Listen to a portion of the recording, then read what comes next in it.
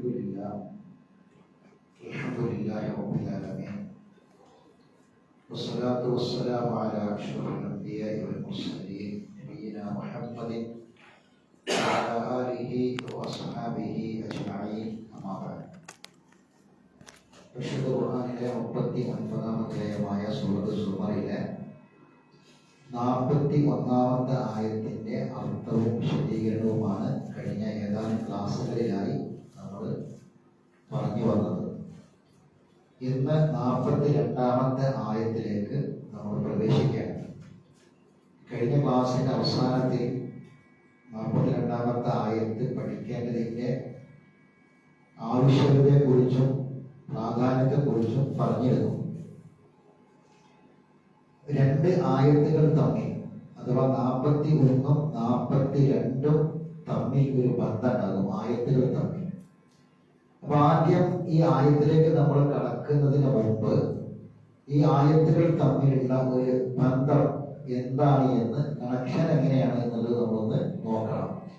അത് മറ്റൊന്നല്ല, നമ്മൾ കഴിഞ്ഞ ക്ലാസ്സിൽ പറഞ്ഞ വമാ അൻത അലൈഹിം ബിവകീൽ, അതേപോലെ തന്നെ ഫമൻ ഇഹ്തദാ ഫലിനഫ്സി വമൻ ളല്ല ഫഇന്നമാ യദുല്ലു അലൈഹ, ആ വിഷയം തന്നെയാണ് ഈ 42 ആയത്തുമായി ഇതിനുള്ള ബന്ധം. 41 ആയത്തിൽ നമ്മൾ പഠിച്ചത് ഇന്നാ അൻസൽനാ അലൈക്കൽ കിതാബ ലിന്നാസി ബിൽ ഹഖ്, തീർച്ചയായും നാം മനുഷ്യർക്ക് വേണ്ടി സത്യപ്രകാരമുള്ള വേദഗ്രന്ഥം നിന്റെ മേൽ ഇറക്കി തന്നിരിക്കുന്നു. അപ്പൊ മനുഷ്യന്റെ ഒരു പ്രത്യേകത ഇൻഷാ അല്ലാഹ് അടുത്ത ആയത്തിൽ നമുക്ക് പഠിക്കാൻ. മനുഷ്യന് ചില പ്രത്യേകതകളുണ്ട്. അപ്പൊ മനുഷ്യർക്ക് വേണ്ടി അല്ലാഹു തആല ഒരു ഗ്രന്ഥം ഇറക്കി തന്നു. അത് സത്യപ്രകാരമുള്ള ഗ്രന്ഥം എന്ന് പറഞ്ഞാൽ എന്താണ് യാഥാർത്ഥ്യം, സത്യങ്ങൾ എന്താണ് എന്ന് മാത്രം വിശദീകരിക്കുന്ന ഒരു ഗ്രന്ഥമാണ് നിനക്ക് ഞാൻ ഇറക്കി തന്നത്. അതുകൊണ്ട്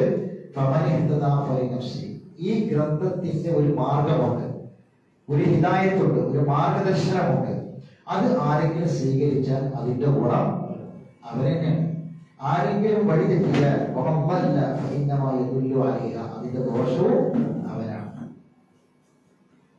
എന്നിട്ട് പറഞ്ഞു നബിയെ, താങ്കൾ അവരുടെ മേൽ കൈകാര്യകർത്താവൊന്നുമല്ല, വക്കീലല്ല എന്ന് പറഞ്ഞു. എന്തുകൊണ്ടാണ് ഇങ്ങനെ പറഞ്ഞത്?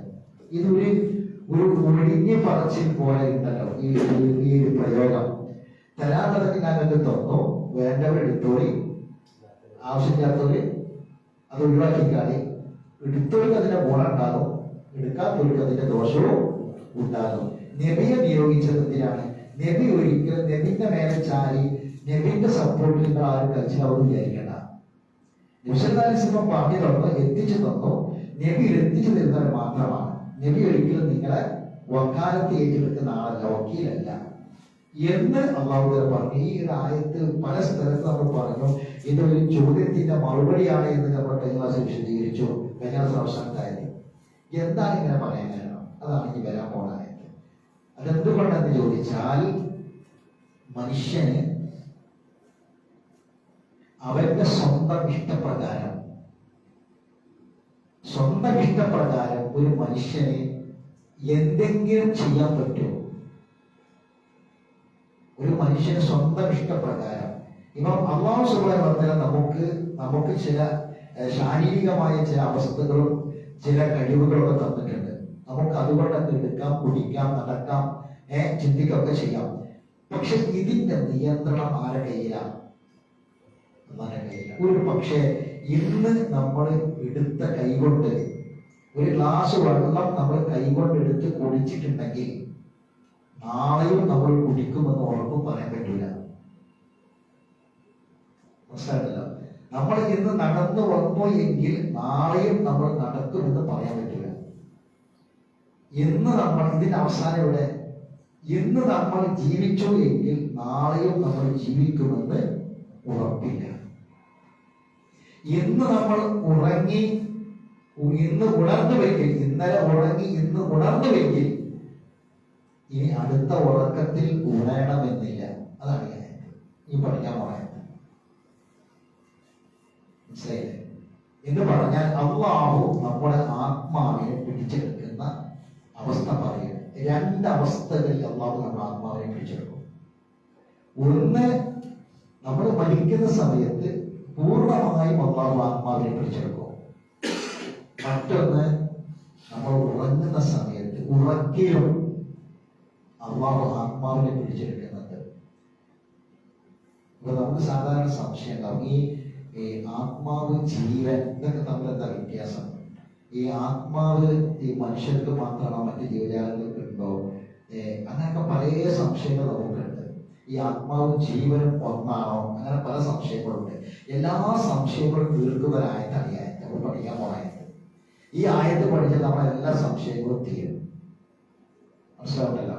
അപ്പൊ ഇൻഷാ അല്ലാഹ് മനുഷ്യന്റെ ശരീരം ആത്മാവ്, ഈ ശരീരവും ആത്മാവും എങ്ങനെ ബന്ധപ്പെട്ട് നിൽക്കുന്നു, അല്ലാഹു തആല അതിനെ കുറിച്ച് എന്താണ് പറഞ്ഞത്? ഈ ആത്മാവ് എന്നതിന് അറബി എന്താ?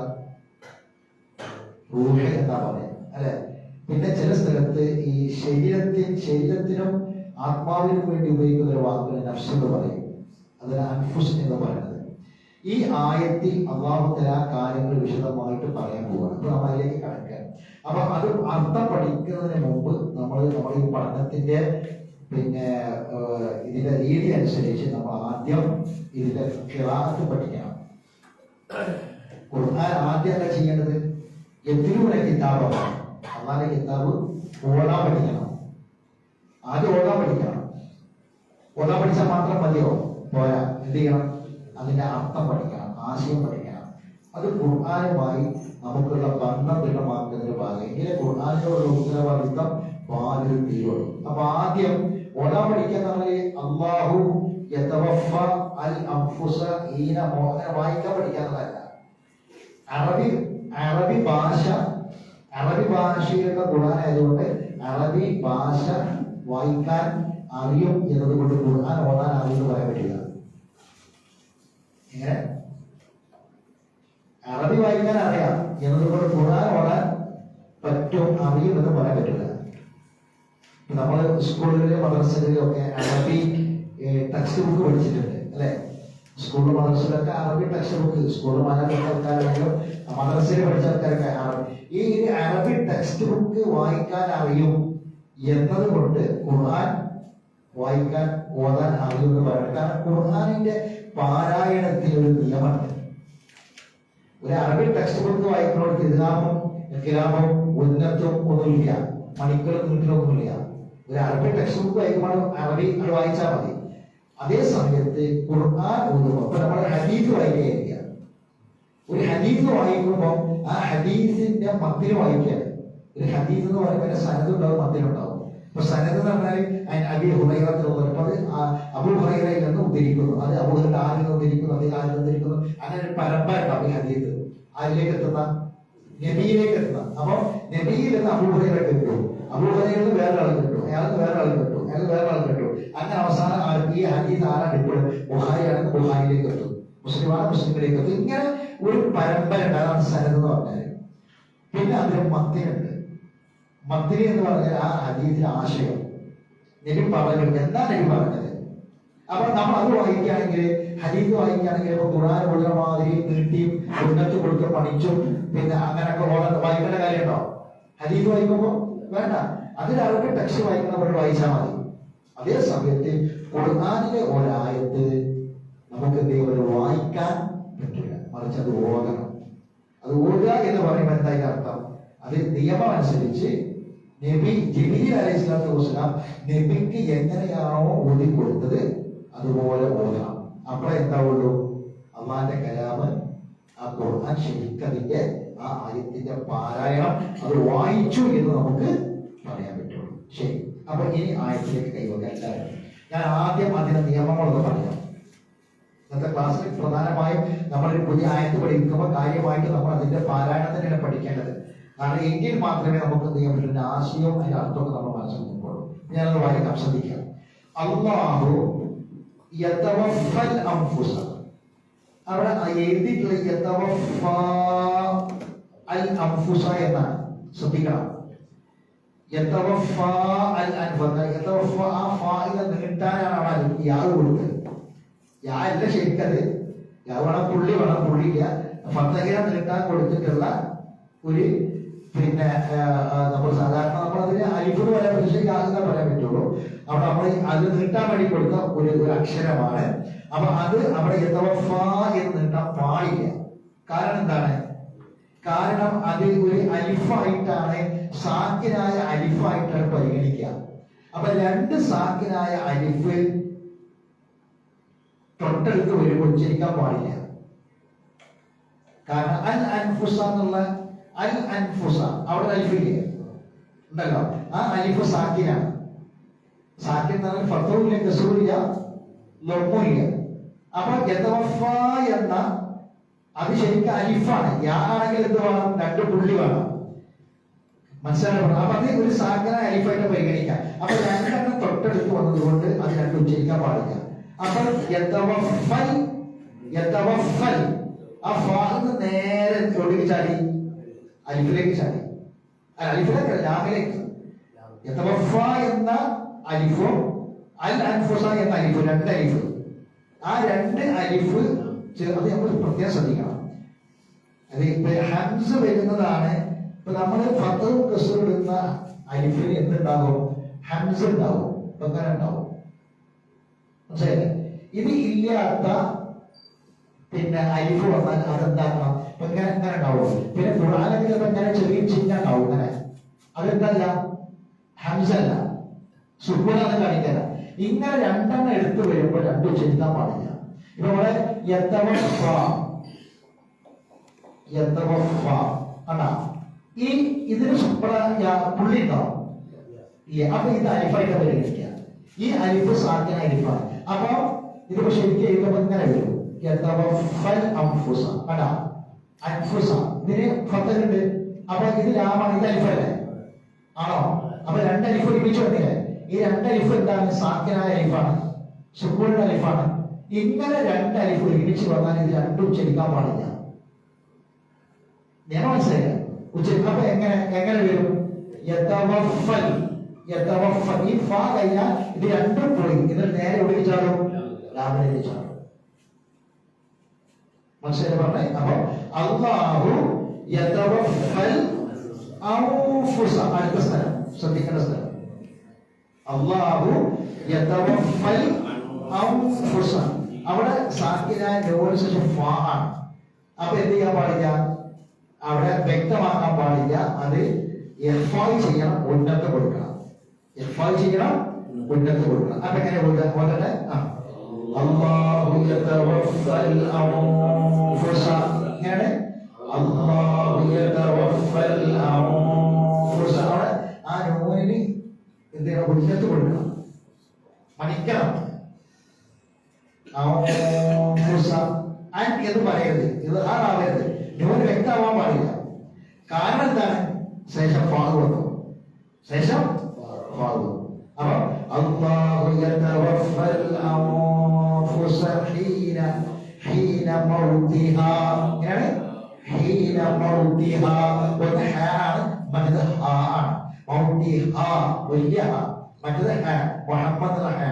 അപ്പൊ അല്ലാഹു യതവഫൽ അൻഫുസ ഹീന മൗതിഹാ വല്ലതീ ലം തമുത് ഫീ മനാമിഹാ. വല്ലതീ ലം തമുത് ഫീ മനാമിഹാ. അവിടെ നിയമങ്ങളിൽ ബന്ധപ്പെടുന്നത് നമ്മൾ ഓടിയാൽ മതി. ഫയുംസികുല്ലതീ ഖദാ അലൈഹൽ മൗത്. അവിടെ ഇവിടെ പറഞ്ഞ നിയമമാണ് ഏത്? യതവഫൽ അൻഫുസ എന്ന് പറഞ്ഞുകൊടുത്തുള്ള അതേ നിയമം ഇവിടെ വന്നു. ഏതാണ്? അലൈഹൽ മൗത്. ഇങ്ങനെ അലൈഹാന്ന് നീട്ടാൻ അലിഫ് കണ്ടില്ല. അൽ മൗത്ത് രണ്ട് സാക്കിനായ അലിഫാണ്. ഉച്ചരിക്കാൻ പറ്റുമോ? ഇല്ല. അപ്പൊ നേരെ എവിടേക്ക് ചാടണം? ലാമിലേക്ക് ചാടണം. അപ്പൊ അലൈഹൽ. ഇങ്ങനെ അലൈഹൽ മൗത്ത് വയുസിൽ ഉഖ്റാ. മദ്ദാണ്, അതാ മദ്ദാണ്. വയുസിൽ ഉഖ്റാ ഇലാ അജലിൻ മുസമ്മ. അവിടെ അജലിൻ തൻവീൻ കണ്ടില്ലേ? തൻവീന് സാക്കിനായ നൂനും തൻവീനും ഒരേ നിയമം. അവിടെ അജലിൻ എന്ന തൻവീന് മീമാണ്. അപ്പൊ അജലിൻ എന്ന് പറയാൻ പാടില്ല. അജലിൻ മുസമ്മ. ആ രാവിനെ ആ തൻവീനിനെ മീമിലേക്ക് ഇദ്ഗാം ചെയ്യണം. എന്ത് ചെയ്യണം? മീമിലേക്ക് ഇദ്ഗാം ചെയ്ത് ഉന്നത്ത് കൊടുക്കണം.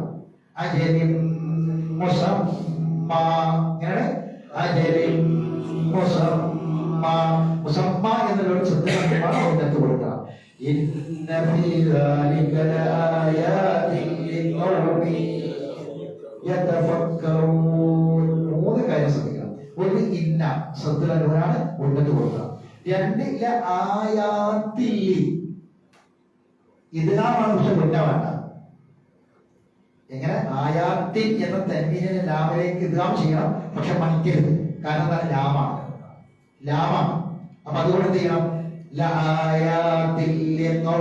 ആയാത്തിൽ ശരിക്കും വായിക്കുമ്പോ ആയാത്തിൽ ലി എന്ന വായിക്കുക. അങ്ങനെ വളരരുത്. ആയാത്തി എന്ന് പറഞ്ഞാൽ മതി. രണ്ടെണ്ണം ശരിക്കും അവിടെ ഒന്ന് പറഞ്ഞാൽ മതി. ആയാത്തി എന്നിട്ട് മറ്റൊന്നിലേക്ക് ചേർക്കുക. ആയാത്തിൽ ഖൗമി. അതേ സമയത്ത് ഖൗമി അത് തന്നെയല്ലേ, പക്ഷെ അവിടെ ഉന്നത്ത് കൊടുക്കണം. കാരണം യാഹ് വാഹു മീൻ ഇത് മൂന്നക്ഷരങ്ങൾ ഉന്നത്ത് കൊടുക്കുന്ന അക്ഷരങ്ങളാണ്. അപ്പൊ ഇവിടെ ഇലാ അജലിൻ മുസമ്മ ഇന്ന ഫീ ദാലിക ലആയാതിൻ ലിഖൗമി യതഫക്കറൂൻ. അപ്പൊ ഈ നിയമങ്ങളൊക്കെ മനസ്സിലാക്കിക്കൊണ്ട് നമ്മൾ ഈ ആയത്ത് ഊതുക. ഒരു 3-4 തവണ ആവർത്തിച്ച് ഊതുക. ഈ ആയത്ത് ഞാൻ പറഞ്ഞ സ്ഥലങ്ങളൊക്കെ മനസ്സിലുണ്ടാവും. വേണം കൂടെ ഓടി നോക്കണം. കൂടെ ഓടണം. എല്ലാവരും ഓടണം, കേട്ടിരിക്കരുത്. ഈ ആയത്ത് ഞാൻ കഴിഞ്ഞ ക്ലാസ്സിൽ പറഞ്ഞത് ഓർമ്മല്ലേ? എന്താണ്? നമ്മളെ മരിപ്പിക്കുന്ന വിഷയം പറയുന്ന ആയത്താണ്. എന്തായിരുന്നാലും നമ്മൾ ആ സമയം കാത്തിരിക്കണവരാണ്, അല്ലെ? കാത്തിരിക്കണവരാണ്. നമ്മളെ കൂട്ടുന്ന ആരൊക്കെ പോയി, എത്ര ചെറുപ്പക്കാർ പോയി, അല്ലെ? പെട്ടെന്ന് പ്രതീക്ഷിക്കാത്ത ആൾക്കാർ പോയില്ലേ? നമ്മളും ഇനി ആ ഒരു സമയം കാത്തിരിക്കുകയാണ്. അപ്പൊ ആ മരിക്കുന്ന സമയത്ത് ഉള്ള അവസ്ഥ എന്താണ്? അത് പറയാൻ ഇത് കുറച്ച് ഹൃദയസ്പർക്കാരായതാണ്. വരാൻ പോകുന്ന നമുക്കുള്ള ഒരു കാര്യം അതാണ് ഞാൻ നേരത്തെ പറഞ്ഞ. നേരത്തെ ആയത്തിക്കാൻ നമ്മുടെ ബന്ധതാണ്. നമ്മളെ കയ്യിൽ ഇല്ലാത്തൊരു സംഗതിയാണ്. കാരണം നമുക്ക് ഒരുപാട് കാര്യങ്ങൾ നാളേക്ക് വേണ്ടി നീക്കി വെക്കാം. പക്ഷെ അടുത്ത ആഴ്ച ഖുർആൻ ക്ലാസ്സിന് പോകാനും വെക്കാം. പക്ഷെ അവിടേക്ക് എത്തുമെന്ന് അറിയില്ല. അത് നമ്മളെ നിയന്ത്രണത്തിലല്ല. അല്ല, അങ്ങനല്ലേ? നാളത്തെ നിസ്കാരം തുടങ്ങും ഞാൻ, ഈ റമദാൻ മുതൽ ഞാൻ നന്നാകും. പക്ഷെ അവിടേക്ക് എത്തണം എന്നില്ല, നമ്മുടെ കയ്യിലുള്ള കാര്യമില്ല. അതുകൊണ്ടാണ് അള്ളാഹു ഈ മേലത്തെ ആയത്തില് അത് പറയാൻ കാരണം. അപ്പൊ ഈ ആയത്ത് അതിന് മാത്രം നമ്മുടെ ഹൃദയത്തിൽ തട്ടേണ്ട ആയത്താണ്. അപ്പൊ ആ ആയത്ത് ആ രൂപത്തിൽ തന്നെ ഊതുക. കൂടെ ആവർത്തിച്ചൂതുക. ഞങ്ങൾ മനസ്സിലാക്കുക. ഖുർആനെ നോക്കിയിരിക്കുക. ഖുർആനെ നോക്കിയിട്ട് അത് ശ്രദ്ധിച്ചു കേൾക്കുക.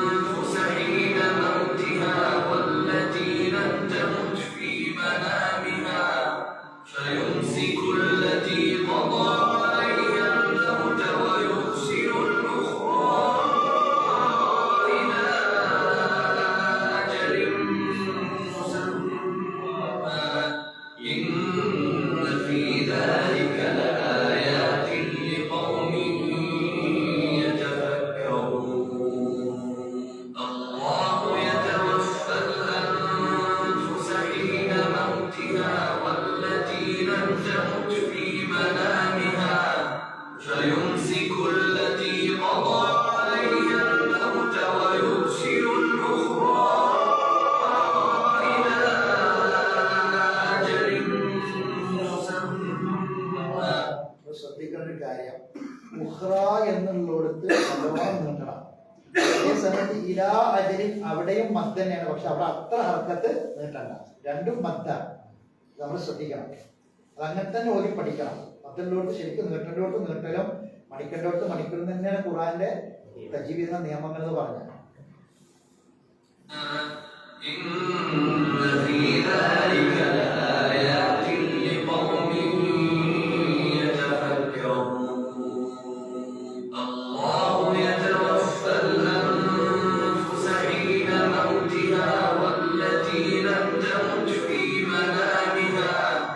فيمسك التي قضى عليها الموت ويرسل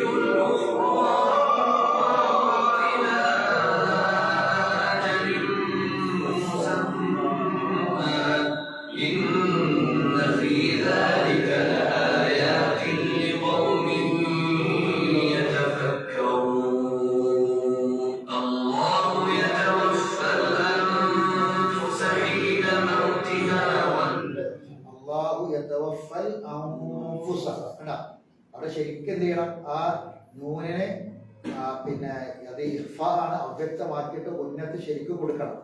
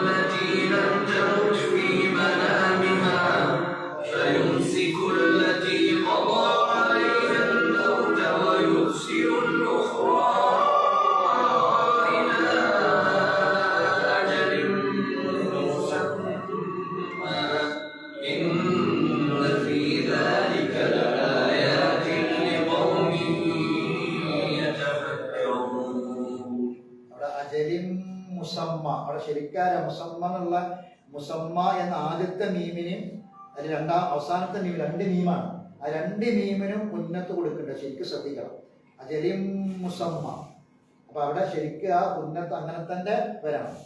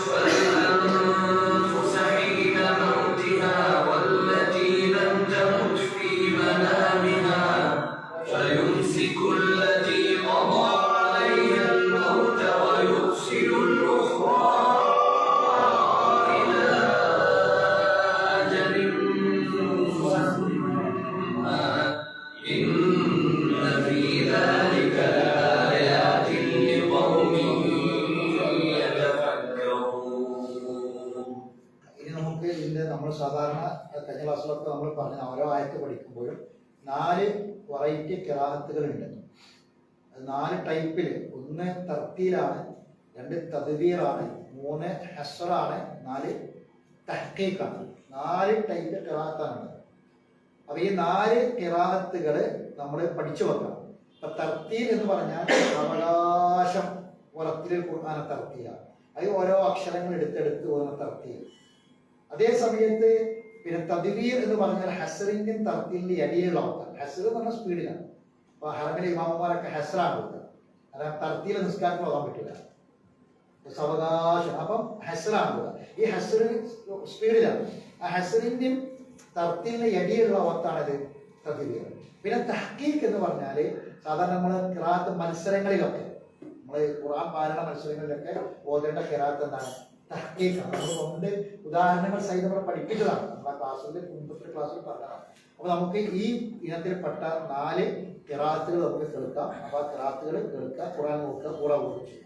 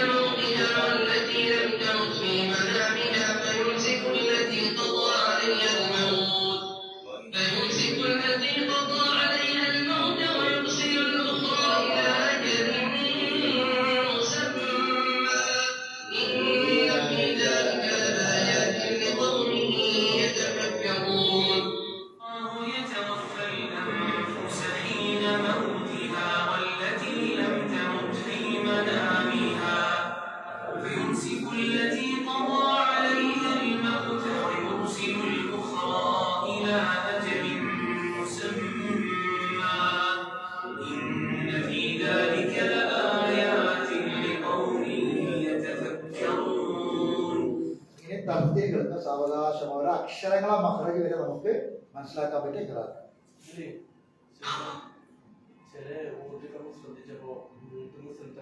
അത് ഹസ്റാണ്. ഹസ്ര ആ ഊത്തിന്റെ രീതിക്കനുസരിച്ചിട്ടാണ്. ഇപ്പൊ തർത്തീലുള്ളവർക്ക് തർത്തീല് നിർത്തുമായി മറ്റുള്ളവർക്ക് കിട്ടില്ല. മനസ്സിലായി? അത് ഖിറാഅത്ത് ചില കാരികളുടെ ഊത്തിന്റെ ശൈലിക്കനുസരിച്ച്. അതുകൊണ്ടാണ് 4 ഖിറാഅത്ത് ഉണ്ടെന്ന് പറഞ്ഞത്. ആ 4 ഖിറാഅത്തുകളും 4 നിയമങ്ങളും 4 രീതി അനുസരിച്ചിട്ടാണ്. അപ്പം അത് ഖിറാഅത്ത് അത് ഖുർആന്റെ പാരായണത്തിൽ വ്യത്യസ്തം വരുന്നതല്ല. അത് നബിന്റെ കാലത്തെയുള്ള കാരികൾ, നബി അംഗീകരിക്കപ്പെട്ട കാരികളുണ്ടല്ലോ, ആ കാരികളുടെ ഖിറാഅത്തുമായി ഫോളോ ചെയ്തിട്ട് വരണം.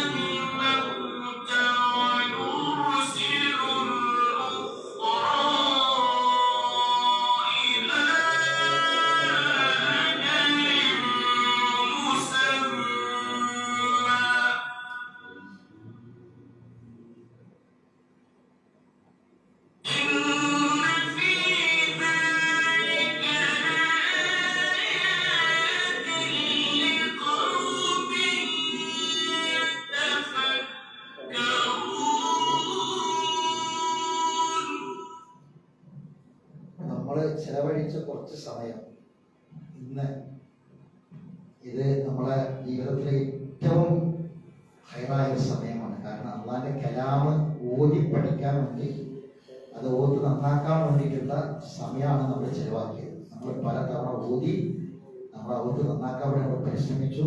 പല ഖിറാഅത്തുകൾ നമ്മൾ കേട്ടു. ഇതിനോളം ഹൈറായ ഒരു സമയം നമ്മുടെ ജീവിതത്തിൽ വേറെ കിട്ടാനില്ല. ഈ ആയത്തിന്റെ ആശയം നമ്മൾ പഠിക്കുന്ന സന്ദർഭത്തിലെ വിഷയമാണ്. അല്ലാഹു തആല നമ്മുടെ മരണം എളുപ്പമാക്കി തരും. ഈ ആയത്ത് പഠിക്കുന്നതിലൂടെ, അർത്ഥം പഠിക്കുന്നതിലൂടെ ഈ ആയത്തിൽ അല്ലാഹു പറഞ്ഞ കാര്യം അത് നമ്മുടെ ശക്തമായ ഈമാനിന്റെ ഒരു അടിസ്ഥാനത്തിൽ പഠിക്കണം എന്ന ഈ ആഗ്രഹം, ഈ ഒരു ചിന്ത, ഈ ആയത്തിൽ പറയുന്ന ആശയത്തെ അഥവാ നമ്മുടെ മരണത്തെ, നമ്മുടെ ജീവിതത്തിന്റെ അവസാനത്തെ അള്ളാഹു നമുക്ക് നമ്മുടെ ആഖിബത്ത് നന്നാക്കാനുള്ള ഒരു അവസരമായി, കാരണമായി അള്ളാഹു ഈ ക്ലാസ്സിനെയും ഈ പഠനത്തെയും അള്ളാഹു നമുക്ക് മാറ്റി തീരുമാറാവട്ടെ. അള്ളാഹു നമ്മളിൽ നിന്ന് കബൂൽ ചെയ്യുമാറാവട്ടെ. അറിവില്ലായ്മയോട് വന്നുപോയി തെറ്റിക്കുറ്റിയും അള്ളാഹു വിട്ടുകൊടുത്ത് മാഫാക്കട്ടെ. മരണപ്പെട്ടു പോയവർക്ക് അള്ളാഹു മഹമത്ത് പ്രദാനം ചെയ്യട്ടെ. രോഗികളായി ആശുപത്രികളിലും വീടുകളിലും കഴിയുന്നവരുടെ നമ്മുടെ മക്കളും നമുക്ക് വേണ്ടപ്പെട്ട പലരുമുണ്ട്. അള്ളാഹു അവർക്ക് എല്ലാവർക്കും രോഗശമനം പ്രദാനം ചെയ്യട്ടെ. ആശ്വാസത്തെയും സമാധാനത്തെയും പ്രദാനം ചെയ്യട്ടെ. എല്ലാവിധ പ്രയാസകരമായ രോഗാവസ്ഥകളിൽ നിന്നും അള്ളാഹു നമ്മളെല്ലാവരും കാത്തുരക്ഷിക്കുമാറാവട്ടെ. പെട്ടെന്നുള്ള മരണങ്ങളിൽ നിന്ന്, അപകട മരണങ്ങളിൽ നിന്ന്, വസിയത്ത് പറയാനും എഴുതാനും പറ്റാത്ത വിധമുള്ള പെട്ടെന്നുള്ള മരണങ്ങളിൽ നിന്ന് അള്ളാഹു നമ്മളെയും നമ്മുടെ മക്കളെയും നമ്മുടെ കുടുംബത്തെയും അള്ളാഹു കാത്തുരക്ഷിക്കുമാറാവട്ടെ. ربنا تقبل منا انك انت السميع العليم وتب علينا انك انت التواب الرحيم واخر دعوانا الحمد لله رب العالمين. سبحانك اللهم وبحمدك